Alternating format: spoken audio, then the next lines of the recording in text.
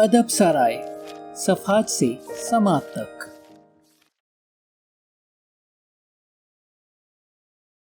अब तक के साथ और ताउन का शुक्रिया। मजीद ताउन के मुंतजर।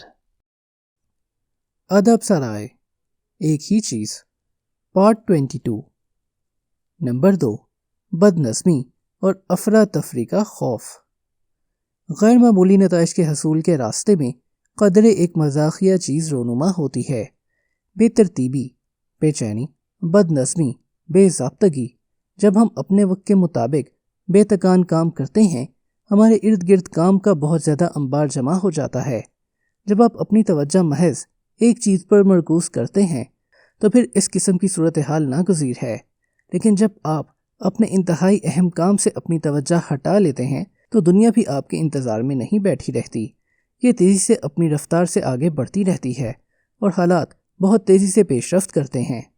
जब आप महज एक तरजीह का पीछा करते रहते हैं, बदकिस्मती से ज़िंदगी में वक्फा देने का कोई तरीका नहीं। आप ज़िंदगी को आहिस्ता नहीं चला सकते, और जब आप इस किस्म की ख्वाहिश में मुब्तला हो जाते हैं, नाकामी और मायूसी आपका मुक़द्दर बन जाती है। अमली कारकर्दगी से आप इस वक्त महरूम हो जाते हैं जब आप अपनी ज़िंदगी में बदनज़मी, अफरा तफरी को दर आने की इजाज़त दे देते हैं, या फिर आपकी सोच तख्लीकियत से आरी हो जाती है। वाहिद चीज़ पर तवज्जो मरकूज़ करने का अमल यकीनी नताइज का हामिल होता है कि दीगर काम तकमील पजीर नहीं होते। अगरचा असल नुक्ता यही है, ये अज़ खुद ही हमें बेहतर महसूस करने का नहीं कहता। बिलाशुबा ऐसे लोग और मंसूबे हमेशा मौजूद होते हैं जो यकीनी तौर पर आपकी वाहिद तरजीह का हिस्सा नहीं होते, लेकिन आपके लिए फिर भी बहुत अहम होते हैं, और आप महसूस करेंगे कि वो आपकी भरपूर तवज्जो के मुतकासी हैं। ये भी है कि हमेशा एक नामुकम्मल काम आपके सर पर मौजूद रहता है जो आपकी तवज्जो को भटकाता रहता है, और फिर आपका वक्त जो आपने अपने अहम तरीन काम के लिए मखसूस कर रखा होता है ज़ेरे आब होता है, जिसमें डूबकर आप अपनी वाहिद चीज़ पर अपनी तवज्जो मरकूज़ करते हैं, और पानी से बाहर आकर ताज़ा हवा लेने का जिस कदर ज़्यादा दबाव पर दबाव पड़ता है, इस दौरान आप अपनी हर चीज़ को अपनी जगह साकिन कर देते हैं। बिल आखिर पानी का ज़र्रा भर भी इखराज आपका दम घुटने का बायस बन जाता है।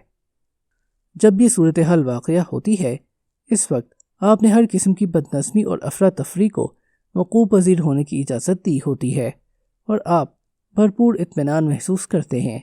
लेकिन इस वक्त ये कैफियत इत्मीनान पर मबनी नहीं होती जब अमली कारकर्दगी का सवाल हो। इस वक्त आपकी अमली कारकर्दगी सिफर हो जाती है। सच तो यह है कि ये एक ऐसा मामला है जिसका इन्हिसार हमेशा आप पर होता है।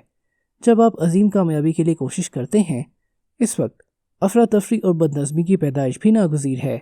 दर हकीकत मुमकिन है कि आपकी ज़िंदगी के दीगर शोबाजात में मौजूद अफरा तफरी और बदनज़मी की शरह इस वक्त के मुताबिक हो जो आप अपने वाहिद चीज़ के लिए सर्फ करते हैं। इस मरहले पर आपके लिए इस अमर का इदराक अहम है कि इससे लड़ने की बजाय इसे तस्लीम कर लें। ऑस्कर इनाम याफ्ता फिल्म साज फ्रांसिस फोर्ड कोपोला हमें खबरदार करता है कि कोई भी चीज़ जो आप वसी पैमाने पर या फिर इंतहाई जोशो खरोश से तामीर करते हैं, लाजमी तौर पर बदनज़मी और अफरा तफरी की दावत देती है। दूसरे अल्फाज में, इस सूरत हाल का आदी हो जाएं और इस पर काबू पाएं। अगर बेतरतीब मेज़ बेतरतीब जहन की अलामत है, तो फिर खाली मेज़ किस चीज़ की अलामत है? Albert Einstein. हर शख्स की ज़ाती और पेशा वराना ज़िंदगी में इस किस्म की बाज़ चीज़ें पाई जाती हैं जिन्हें नज़रअंदाज नहीं किया जा सकता। ख़ानदान, दोस्त, पालतू जानवर, ज़ाती अहदो पैमा या फिर अहम तरीन काम, किसी भी मखसूस वक्त पर इनमें से तमाम या कुछ चीज़ें आपके वक्त की तकसीम को मुअल्लक रखती हैं। आप अपनी ताकत के मरकज़ को तर्क नहीं कर सकते, यह हर वक्त मौजूद रहता है। इसलिए अब क्या करेंगे? मैंने बहुत दफ़ा ये सवाल पूछा। मैं पढ़ रहा हूँगा और मुझे इल्म है कि जैसे ही मैं अपनी तदरीस ख़त्म करूँगा, हाथ खड़े हो जाएंगे। इस वक्त मैं क्या करूँ जब मैं अपने बच्चों का तन्हा बाप हूँ? मेरे ज़ईफ़ वालिदैन के साथ क्या होगा जबकि इनका तमाम इन्हिसार मुझ पर है? मेरे घर वालों की तमाम तर जिम्मेदारी मुझ पर है, इसलिए मैं क्या करूँ? जाहिर है कि ये सब जायज़ और मुनासिब सवालात हैं, ताहम इनके मुतल्लिक मैं आपको बताता हूँ। اپنی صورتحال کے مطابق آپ کا وقت ابتدائی طور پر دوسروں سے مختلف دکھائی دے سکتا ہے۔ آپ میں سے ہر ایک کی صورتحال منفرد نوعیت کی حامل ہوتی ہے۔ اس امر پر انحصار کرتے ہوئے کہ اس وقت آپ زندگی کے کس مرحلے پر ہیں، ممکن ہے کہ آپ اپنی ہر صبح اپنے لیے مختص نہ کر سکیں، ممکن ہے کہ آپ کے بچے اور والدین بھی ہوں، ممکن ہے کہ آپ اپنے وقت میں ایک نگران کی حیثیت سے کام کر رہے ہوں، اپنے گھر کی دیکھ بھال کر رہے ہوں، یا پھر آپ کو کسی دوسری جگہ کوئی کام ہو۔ ممکن ہے کہ آپ کا یہ اکیلا دکیلا وقت ایک لمحے کے لیے دن کے کسی دوسرے وقت سے مختلف ہو۔ ممکن ہے کہ آپ کو اپنے وقت دوسروں کے لیے قربان کرنا پڑے تاکہ وہ آپ کے وقت کی حفاظت کریں اور اس کے عوض آپ ان کے وقت کی حفاظت کریں۔ ممکن ہے کہ آپ کے مخصوص وقت کے دوران آپ کے بچے اور آپ کے بوڑھے والدین آپ کی مدد کریں کیونکہ انہیں تو آپ کے ساتھ رہنا ہی ہے، یا پھر آپ کو واقعی ان کی مدد کی ضرورت ہو۔ اگر آپ کو بھیک بھی مانگنا پڑے، مانگیں۔ اگر آپ کو چیزوں کا تبادلہ کرنا پڑے، کریں۔ اگر آپ نے خود میں تخلیقیت پیدا کرنا ہے تو پھر تخلیقی ہو جائیں۔ اپنے حالات کا شکار مت ہوں۔ میں یہ کام نہیں کر سکتا کہ قربان گاہ پر اپنے وقت کی قربانی مت دیں۔ میری والدہ کہا کرتی تھیں، جب آپ اپنی حدود کا دفاع کرتے ہیں آپ ان کے قریب تر ہو جاتے ہیں، لیکن آپ اس چیز کے متحمل نہیں ہو سکتے۔ اس کا حل تلاش کریں، ایک راستہ تلاش کریں، اسے ممکن بنائیں۔ دانش مند اور عقل مند ہونے کا ہنر یہ ہے کہ آپ کو یہ معلوم ہونا چاہیے کہ آپ کو کس چیز سے احتراز کرنا ہے۔ William James. جب آپ ہر روز اپنی واحد چیز کے حصول کے لیے پرعزم ہو جاتے ہیں، ناگزیر طور پر غیر معمولی نتائج واقع ہوتے ہیں۔ دریں اثنا یہ غیر معمولی نتائج وہ آمدنی یا مواقع پیدا کر دیتے ہیں جن کے ذریعے آپ افراتفری اور بد نظمی کو سنبھال سکتے ہیں۔ اس لیے اس صورتحال کو اجازت نہ دیں کہ آپ کی عملی کارکردگی کم ہو جائے۔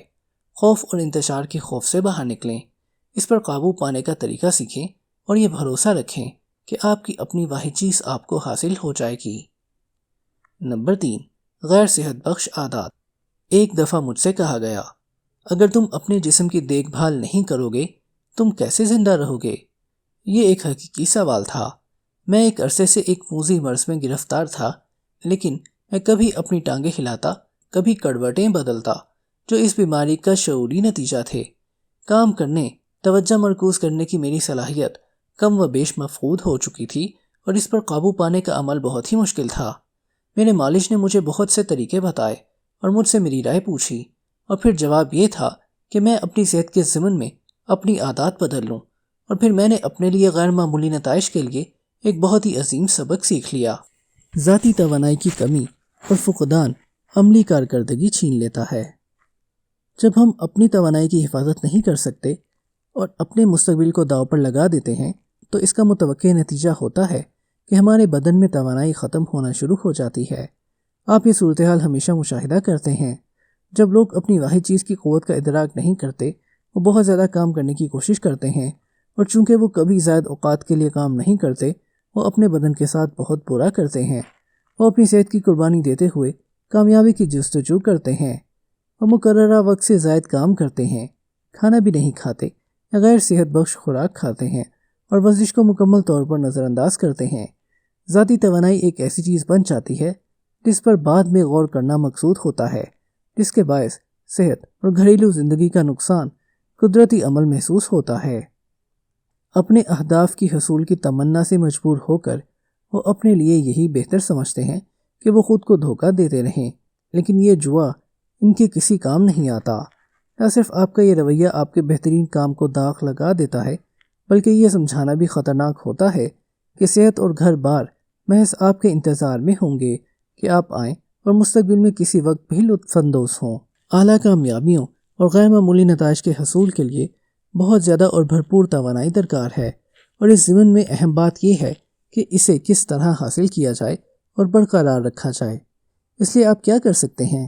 اپنے آپ کو ایک حیرت انگیز حیاتیاتی مشین سمجھیں جو آپ ہیں، اور انتہائی اعلیٰ عملی کارکردگی کے لیے اس یومیہ توانائی منصوبے پر غور کیجیے۔ اس کا آغاز کرنے کی خاطر صبح سویرے گیان دھان کی عادت اپنائیے اور روحانی توانائی کے حصول کے لیے دعا کریں۔ اپنے دن کے آغاز پر اپنے تمام دن کی کارکردگی کے لیے اپنے اعلیٰ مقصد کو اپنے خیالات اور سرگرمیوں سے منسلک کر دیجیے۔